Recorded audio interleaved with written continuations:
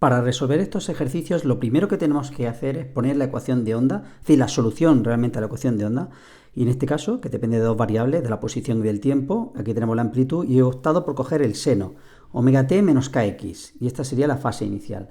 Como se mueve en la dirección positiva del eje x, aquí tendríamos un signo menos, si no pondríamos un signo más. Y ahora simplemente voy aplicando cada una de las condiciones que me va diciendo. La primera, me dice que las frecuencias son 60 Hz. Si las frecuencias son 60 Hz, me está diciendo que nu vale, nu, o frecuencia, 60 Hz, puedo calcular el periodo. El periodo sería 1 partido por 60 segundos, que si esto lo realiza la calculadora sería 1,6 por 10 elevado a menos 2 segundos. Ya tenemos el periodo, que es una de las cosas que me preguntaban. Ahora vamos a la longitud de onda, pero antes de llegar a ella, vamos a ver lo que dice aquí sobre la diferencia de fase. Me da la diferencia de fase en un instante dado para dos puntos separados a una distancia, me dice cuánto vale. Vamos a calcular esa diferencia de fase, pero primero veamos qué es la fase.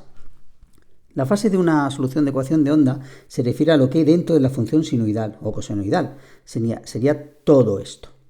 Entonces voy a tener dos fases, una φ1 y una φ2, y la voy a aplicar para un instante dado. ¿Eso qué significa?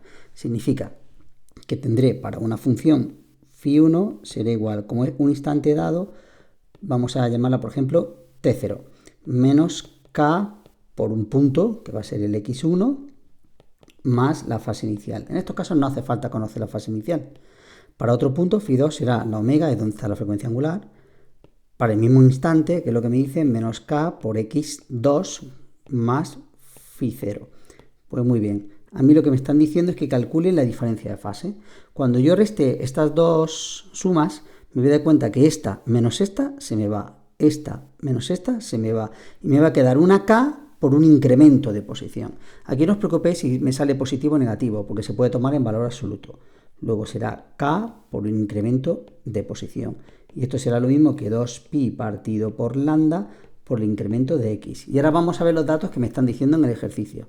Por un lado me están diciendo que esa diferencia de fase, es decir, esto de aquí, vale pi medio radianes. Pues yo pongo pi medio radianes. Es lo que voy a hacer. Llego aquí y digo pi medios. Y esto será igual a 2pi partido por lambda por incremento de x. Incremento de x, la distancia entre esos dos puntos. Y me dice que la distancia entre esos dos puntos son 15 centímetros, siempre en el sistema internacional. Sería 0,15. Y ahora simplemente tengo que hacer es despejar lambda. Si yo despejo lambda de aquí, vais a ver que es 0,6. Muy sencillito, metros. Vamos a ver cómo lo he hecho. Este pi se me va con este pi. Este 2 pasa aquí multiplicando y este lambda pasa aquí. 2 por 2, 4, cuarto por 0, 15, 0,6 metros. Una vez que conozco la longitud de onda y conozco la frecuencia o el periodo, calcular la velocidad de la onda, la velocidad de grupo de cómo se desplaza esa onda, es muy sencillo. ¿Cómo lo haremos? Pues la velocidad. Yo prefiero poner, o pongo velocidad de grupo o pongo c, indicando que la velocidad de fase es cuando derivo esta función para ver la velocidad de vibración de cada uno de los puntos. Pero en este caso me están pidiendo la velocidad de grupo. Por lo tanto, la c será igual a lambda por la frecuencia, o lambda partido por el periodo, y en este caso solamente tengo que sustituir. Sería 1 partido, o sea, 60 Hz por 0,6 me da una velocidad de 36 metros partido por segundo. Esa es la velocidad a la que se propaga la onda. Y ahora vamos al apartado B. Para este apartado, al igual que antes, me dice ahora que la diferencia de fase, pero observar, entre los desplazamientos que tienen lugar en dos instantes separados por un intervalo de incremento de tiempo. Es decir, es justamente lo contrario de antes. Ahora lo que se va a quedar fijo va a ser las posiciones y lo que va a cambiar van a ser los incrementos de tiempo. Vamos a calcularlo. Es lo mismo de antes.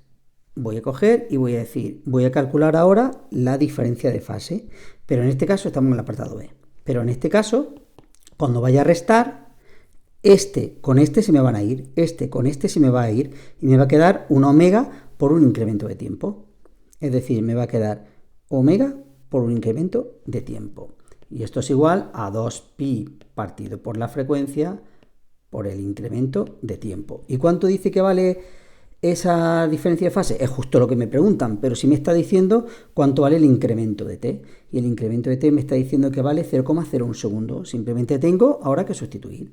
Esto sería igual a la frecuencia, hemos dicho que valía 60 Hz, sería 2pi partido por 60, por incremento de tiempo sería 0,01 segundos. Y esto sería igual a 1,2 pi radianes. Y con esto quedaría terminado el ejercicio. Lo más interesante de este ejercicio es primero saber lo que es la fase de una onda, que es esta parte, y luego que cuando vaya a calcular diferencia de fase, o bien voy a fijar el tiempo, como pasa en el apartado A, digamos, el inicio del ejercicio, o bien voy a fijar las posiciones, como pasa en este apartado B del ejercicio. Y únicamente decir que este dato de que la velocidad es superior a 10 metros partido por segundo, pues no tiene ninguna relevancia en el ejercicio. Efectivamente me da que son 36, pero si os dais cuenta, si hay pi medio radian entre esos dos puntos, significa que se encuentran en oposición de fase.